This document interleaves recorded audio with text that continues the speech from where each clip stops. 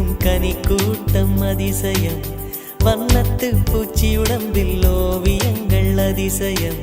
துளை செல்லும் காற்று மெல்லிசையாதல் அதிசயம்,